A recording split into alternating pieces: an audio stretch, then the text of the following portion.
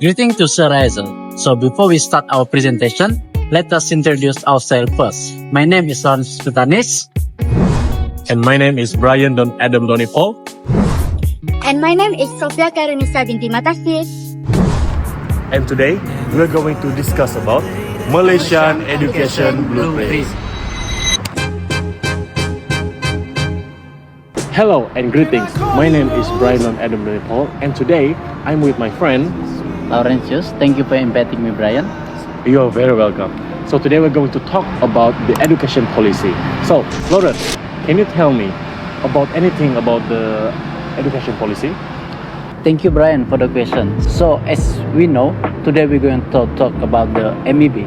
MEB stands for Malaysian Education Blueprint, which was been made from 2003, 2013 to 2025. So we're gonna see how the MEB changed the country, or did it solve the problem, or did it successful. Other than that, we're going to evaluate the weaknesses and strength about the Malaysian Education Blueprint.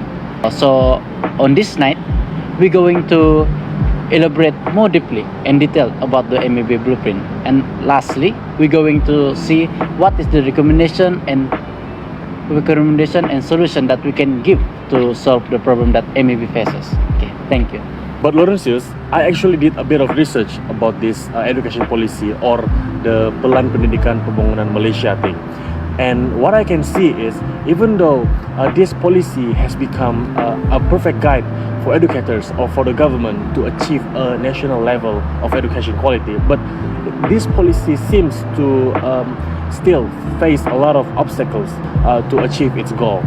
So one of the challenges that the policy currently faces is the big gap, or the big difference of education qualities between the rural students and also the city students. As you can see, the rural student, they did not have that much of good facilities, unlike the city students, because the rural students, they didn't get to experience a very fancy modern classroom, or they don't have that much of lab science, they don't have libraries, they don't have reliable internet, and many more.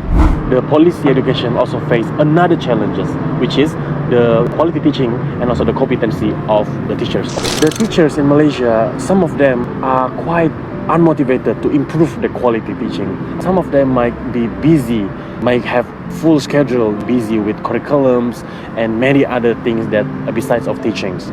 Some of the teachers, they tend to be unmotivated to improve the quality teaching is because they are very much concerned with their salary, with their professional growth, and many more things.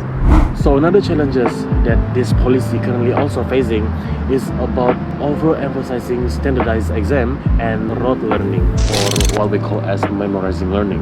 As we can see that standardized exams such as SPM, Sijil Pelajaran Malaysia, is a crucial exam that has been put into the education system, where all the students need to pass the exam in order to further the study and to go literally anywhere.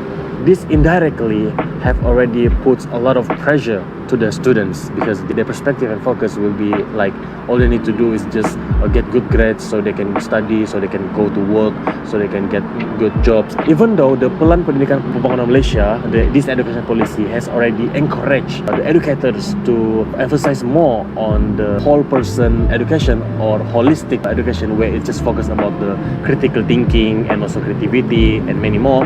Even though the education policy has encouraged this, it is still hard for the teachers or for the student itself to focus to do that, because why? Because we cannot run from the society's perspective. We don't know that some of them, their parents or their environment, maybe it already pressure the students to get good grades. So this indirectly changes the students' perspective and focus from having interest in learning to desire to have good grades only.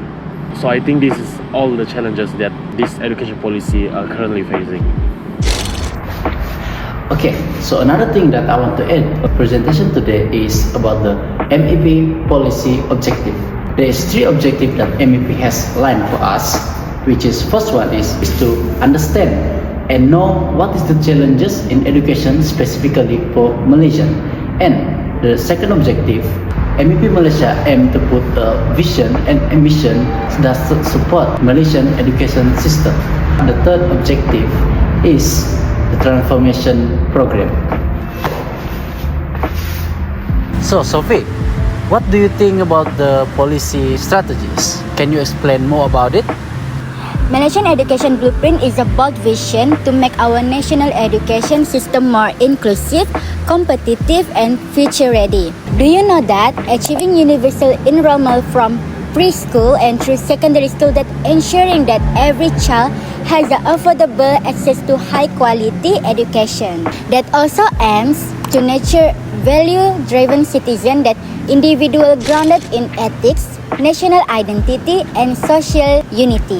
Next, to improve the education quality, MEB proposes that performance-based career progression and recruiting from the top 30% of graduates for teaching role. The Ministry of Education is also undergoing organizational structure, streamlining roles, and focusing on frontline service delivery. Do you know that the Malaysian Education Blueprint strategy also involving the community, such as parents, communities, and the private sector, to encourage to actively support that student development through the partnership education model. So, Sophie, I think we should evaluate the policy, whether it is successful or not. So, I think we should evaluate it in two sections. First one, strength, and then the next one is the weaknesses. But I think you should talk about the strength because I suggest that you have a lot of information about it. Can you tell us more about it? I think sure I can tell about it.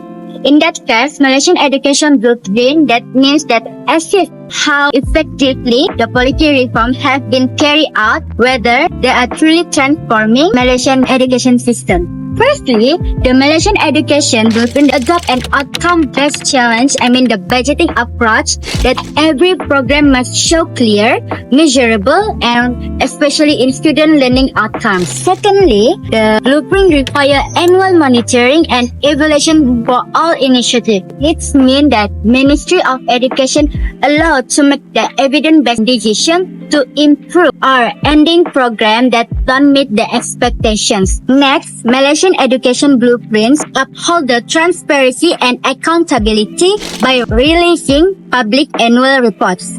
This report presents that both achievement and challenges and invite feedback from community, educator, expert, and the stakeholders. Alright, so Lorenzus, since we already talked about the strength policy that Malaysian Education Blueprints, why not you talk more regarding for the weakness and the challenges happen that Malaysian Education Blueprints? Okay, Sophie, so you have talked about the strength, right? So I would like to talk about the weaknesses. First of all, it's about maybe it's a big policy, and it is like, can you do a big policy? The structure time is only like 2013 until 2025. So I think that was a too much short time for MEB to be done. The second problem that MEB faces is the MEB outlines too much policy. The MEB have mentioned a policy and the teachers must follow that guideline. Some experts have stated that not all teachers have followed the policy quite good. So that is not a good one because what the policy have outlined is not followed by the teachers or the Malaysian education program. Other than that, Sophie, MEB have outlined a new subject. Not a new subject, but because of the MEB policy, they have enrolled a new courses. So that new courses have become such a burden, especially to the teachers in the secondary school. I think that is the biggest problem that we faces during the MEB time. And the last one, policy has made the school become, some parents believe that the school condition, especially in primary school, become too much like, not to mention, but it's become too much on Islamic environment, so that parent is more preferring private school like SM, like for Chinese and India like that. So I think this policy has created a huge gap between races in Malaysia. So I think that's the problem that we face in the MEB. Okay, Brian. So, since we already discussed regarding the strength and weakness challenging due to Malaysian Education Blueprints, So, can you provide more in giving us the recommendation for this policy strategy in Malaysian education business? So I think the first recommendations or the possible solutions that the government can do is, first of all, to reduce the gap in learning opportunity between the rural and also the city students. As we already know, the rural students lack of resources such as they don't have the computer lab, they don't have the science lab to do some experiment. The education resources are very, very limited. So what can the government do is to add a bit, not a bit, add more and more facilities and resources for education, especially for the rural students. The second recommendation is to giving the teachers a better training. The teachers need to learn many more learning style or learning method, especially for the Gen Z today. And the last but not least,